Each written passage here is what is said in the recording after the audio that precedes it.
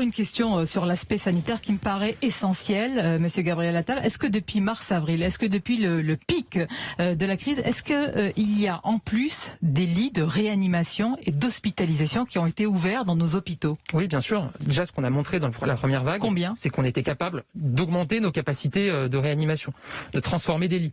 On a montré que on était passé d'une capacité maximale de départ à une capacité augmentée.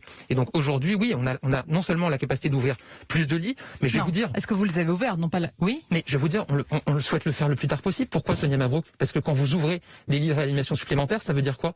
Ça veut dire que vous déprogrammez des opérations chirurgicales qui étaient prévues.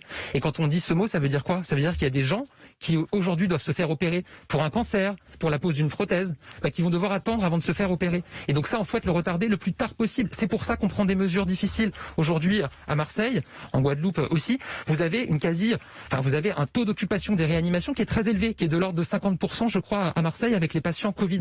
On ne veut pas arriver à une situation où les réanimations sont saturées. Et c'est pour ça qu'on prend ces mesures difficiles. On espère qu'elles dureront le moins longtemps possible.